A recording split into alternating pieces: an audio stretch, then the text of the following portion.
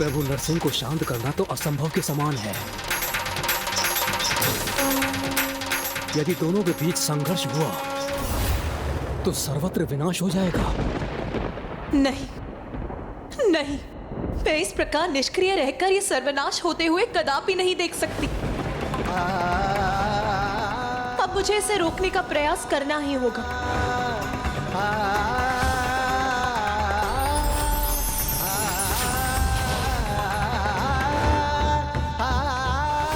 किंतु लंकेश, माँ ऐसा क्या करने वाली थी? उन्होंने ऐसा क्या किया होगा ये तो आपको अवश्य ज्ञात होगा गौरी पुत्र। उन्होंने उसी क्षण अपने पूजा स्थल जाकर प्रभु महागणाधिपति जी की पूजा आरंभ कर दी।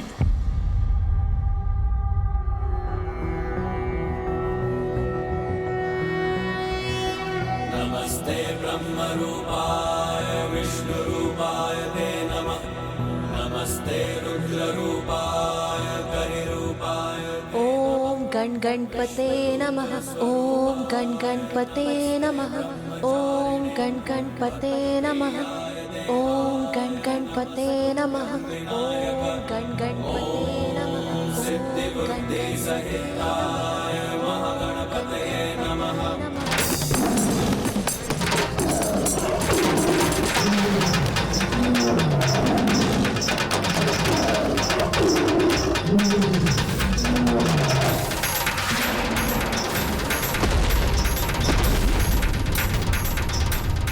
अब तो स्थिति और भी अधिक विकट होती जा रही है।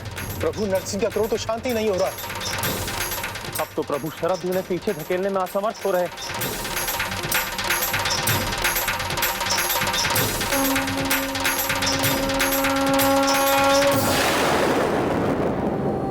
सिद्धि बुद्धि सहिताय महागणपतये नमः।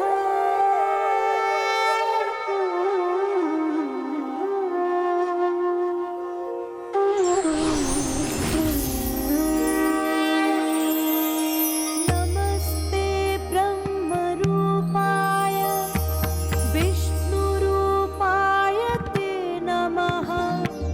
नमस्ते रुद्र रूपाय करि रूपाय ते नमः। विश्वरूप स्वरूपाय नमस्ते ब्रह्मचारिणे। भक्तप्रियाय देवाय नमस्तुभ्यं विनायक। ॐ सिद्धिबुद्धि सहिताय महागणपतये नमः। प्रियाय देवाय नमस्तुभ्यं विनायक। ॐ सिद्धिबुद्धि सहिताय महागणपतये नमः।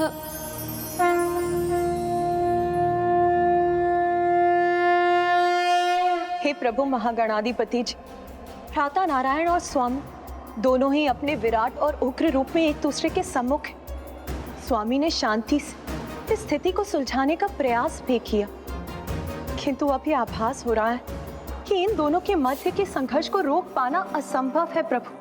और यदि ये संघर्ष हुआ तो ये समस्त सृष्टि के सर्वनाश का कारण बनेगा। इसीलिए यदि स्वामी अपने प्रभु शर्भ अवतार में भ्राता श्री हरि नारायण के प्रभु नरसिंह अवतार को रोकने में सफल हो भी गए तो भी सृष्टि में कुछ भी शेष नहीं रह जाएगा। इसीलिए प्रभु मुझे इस महासंकट से मुक्ति का कोई उचित सुझाव सुझाइए। हे जगत जननी, इस स्थिति में तो अन्य किसी के भी प्रयासों का सार्थक होना अत्यंत कठिन है, किंतु हाँ, एक उपाय अवश्य है जिससे प्रभु नरसिंह का क्रोध शांत होना संभव है। वो उपाय क्या है प्रभु?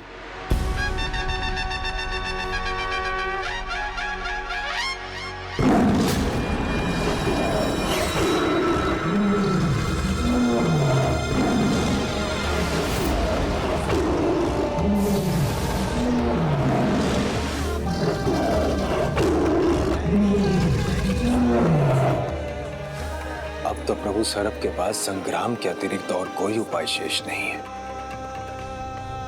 किंतु इससे तो महाप्रलय होगा, सर्वत्र सृष्टि का नाश होगा। किंतु क्या इस अनिष्ट को रोकने का और कोई उपाय नहीं? एक उपाय है।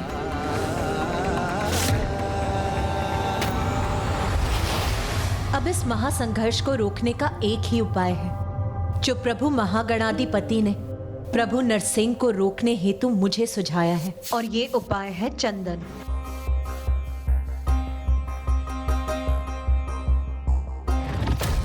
लंकेश, चंदन का प्रभाव मन, बुद्धि, विचार को शीतल करता है और चंदन का तिलक करने वाले का मस्तिष्क सदैव शीतल रहता है और उसे सन्मति प्राप्त होती है।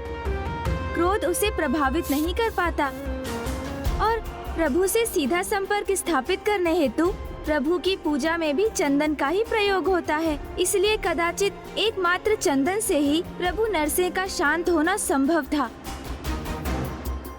अवश्य, और सबकी आशा चंदन पे ही केंद्रित थी।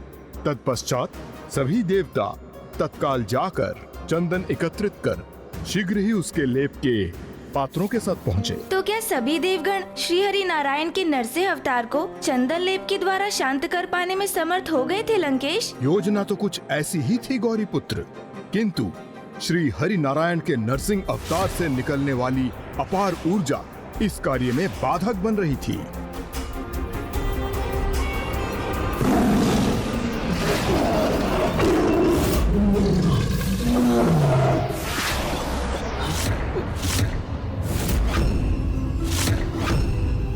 ये क्या? मैं आगे बढ़ने में असमर्थ क्यों हो रहा हूँ? मुझे किसी भी प्रकार आगे बढ़ने का प्रयास करना होगा।